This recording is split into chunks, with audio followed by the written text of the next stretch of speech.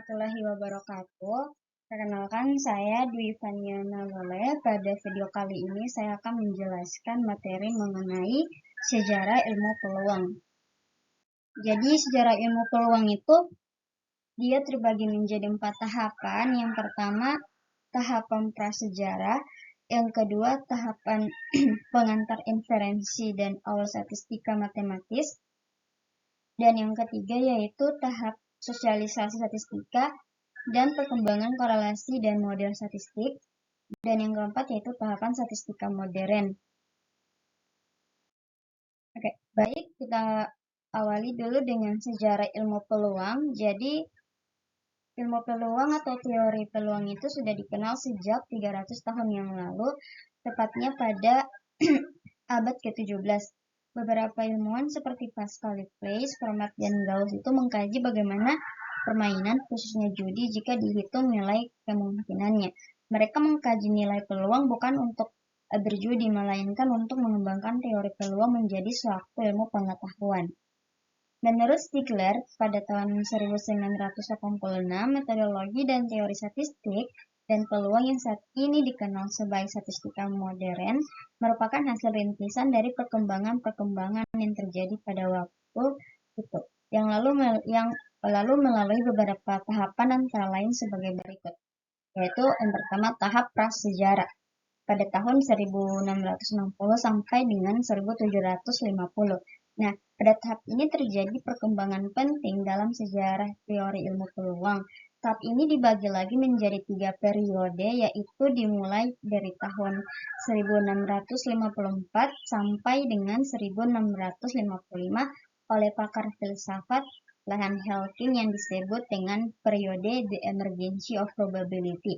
Jadi periode ini merupakan awal dari teori peluang yang banyak diilhami oleh permainan utang-utangan atau games of chance. Dalam sejarah tercatat sejumlah tokoh yang berperan mengembangkan konsep awal probabilitas, diantaranya Girolamo Cardano melalui pengelola pengalamannya bermain judi. Ia membuat metode untuk memenangkan permainan dengan menggunakan konsep probabilitas, yang kemudian dia rangkum dalam bukunya yang berjudul Book on Games Object. Yang terjadi pada periode ini adalah korespondensi antara Blaise tentang persoalan matematika yang berhubungan dengan pelemparan dari teori peluang sederhana dan dikembangkan lalu diperkaya oleh peneliti-peneliti seperti Jacob Bernoulli dan Abraham de Moivrein pada periode tahun 1708 sampai dengan 1718. Nah, adapun hasil penting dalam perkembangan statistik itu adalah penemuan dari Jacob Bernoulli pada tahun 1655 sampai 1705. Jadi penemuannya itu dia berupa weak law of first numbers, yaitu versi pertama dari teorema ini dikenal sebagai teorema Bernoulli. Terus ada kalkulus peluang. Kalkulus peluangnya dia memperjelas aturan-aturan umum dalam kalkulus peluang. Terus ada dugaan subjektif. Nah, pada periode terakhir dari tahapan ini yaitu antara tahun 1718 dan 1738, di mana de Moivrein ini berusaha untuk memperbaiki dan meningkatkan hasil-hasil yang telah dicapai oleh Bernoulli dengan berhasil membuktikan pendekatan distribusi normal terhadap distribusi binomial untuk peluang sukses yang bersifat umum materi. Selanjutnya kita masuk pada tahapan pengantar inferensial dan awal statistika matematis. Jadi pada tahapan ini dia terjadi 2 rangkaian kegiatan besar statistika yang dilakukan secara terpisah, tetapi pada akhirnya dikenal sebagai sintesis Gauss-Laplace, yang kemudian akan menjadi landasan dari apa yang dikenal sebagai statistika matematis. Rangkaian kegiatan pertama ini meliputi rangkaian perkembangan metode kuadrat terkecil. Jadi metode kuadrat terkecil ini dia rangkaian perkembangan untuk estimasi koefisien dalam sistem persamaan linier. Terus rangkaian kedua yaitu inferensi berbasis peluang. Jadi perkembangan inferensi berbasis peluang ini merupakan perkembangan dari penelitian Bernoulli. Terus perkembangan 50 tahun setelah penemuan itu dimulai dari dua pakar Inggris yaitu Thomas Simpson dalam makalahnya yang ditulis pada tahun 1755, kemudian diikuti oleh Thomas Bayes pada tahun 1764, di mana mereka menjawab semua masalah yang ditemukan oleh Bernoulli maupun De Moivre yang menunjukkan bagaimana menjawab parameter P berdasarkan data dengan alasan probability. Nah, pada tahapan ini, perkembangan teori peluang berhubungan dengan evolusi pendekatan statistik umum untuk mengombinasi amatan melalui metode kuadrat terkecil Mayer yang memperkenalkan pengertian prinsip pengombinasi pada tahun 1787. Laplace mereduksi persamaan linier dengan mengombinasikan melalui cara yang berbeda dibandingkan dengan pendekatan Mayer. Pada tahun 1805, Adrien Marie-Legendre menggunakan prinsip minimalisasi statistik dan membangun dengan tunggal suatu himpunan persamaan triodoksi yang dapat menghasilkan estimasi koefisien berdasarkan kombinasi amatan-amatan, di mana hal ini disebut sebagai metode kuadrat terkecil.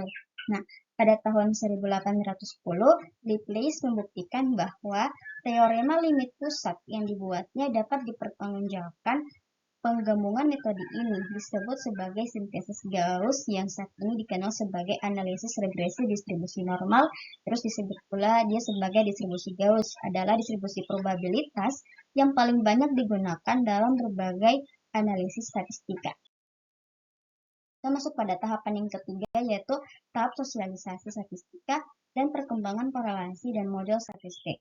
Nah, pada tahun 1824, Adolf Peautelet mempelajari peluang dan statistika berdasarkan perkembangan penelitian dari Joseph, melakukan penelitian dengan menggunakan estimasi rasio dan kematian sebagai bagian dari data sensus penduduk yang lalu kemudian untuk direncanakan pada sensus selanjutnya. Pada tahun 1870, perkembangan statistika meluas dari hanya pada bidang sosial dan bidang fisika menjadi ke bidang lain seperti ilmu perilaku oleh peneliti seperti Simeon Dennis Poisson. Selama tahun 1880 sampai 1900, terjadi perkembangan statistika yang dilakukan oleh Francis Galton dan Francis Pseudo-Edgeworth, Carl Pearson, dan George Atneul. Galton dalam penelitiannya tentang heredity genius memunculkan ide tentang regresi. Deskripsi tentang regresi dan distribusi disajikan ke dalam bentuk tabel dan diagram yang diperoleh dari tinggi anak terhadap rataan tinggi orang tuanya. Terus pada tahun 1888, Galton menemukan konsep korelasi. Penemuan Galton tentang regresi dan korelasi dikembangkan oleh peneliti lain. Dalam tahapan ini diakhiri oleh penemuan Pearson dan kawan-kawannya, yaitu uji C kuadrat untuk tabel kecocokan menggunakan tabel kontingensi dan biometrika, yaitu merupakan jurnal statistika yang pertama. Baik, kita lanjut pada tahapan yang terakhir, yaitu tahapan statistika modern. Nah, jadi pada tahapan statistika modern ini ada beberapa tokoh yang memperoleh penemuan-penemuan mereka. Yang pertama yaitu penemuan dari Pearson pada periode 1890 sampai dengan 1920 itu dia mencakup penemuan peubah Poisson bersyarat oleh Herbert Edwards Soper. Terus ada estimasi koefisien korelasi, ada estimasi koefisien korelasi jika distribusi marginalnya tidak didefinisikan dengan lengkap. Terus ada estimasi parameter dengan metode momen, ada aplikasi teori distribusi normal pada masalah seleksi genetika, dan beberapa langkah menuju teori estimasi dan uji tentang ketelitian dan perkiraan mengkonstruksi tabel-tabel yang cocok. Terus ada penemuan Pfister juga pada periode 1921 sampai 1936, yaitu dia menemukan uji student T atau statistik yang merupakan pengembangan dari metode Pearson. Terus ada distribusi eksak dari perkiraan koefisien korelasi, ada rekonsiliasi pendekatan median dan biometrik dalam genetika. Terus memperbaiki interpretasi tabel kontingensi. Yang keempat yaitu teori umum estimasi dan inferensi, dan yang terakhir yaitu teori umum estimasi dan inferensial. Terus ada penemuan Neyman dan Egon juga, dan antara lain yaitu mereka menjelaskan teori inferensi, khususnya dasar pemikiran uji signifikansi dan pembenarannya. Terus memperkenalkan dua macam kesalahan yang perlu diperuntukkan, diperhitungkan dalam melakukan uji hipotesis, terus menemukan 5-6%, kemudian uji perbandingan, kemungkinan, rumusan, kuasa sewaktu uji hipotesis, dan batas-batas konfidensi. Baik, hanya itu yang bisa saya sampaikan. Mohon maaf atas segala kesalahan dan kekurangannya. Wassalamualaikum warahmatullahi wabarakatuh.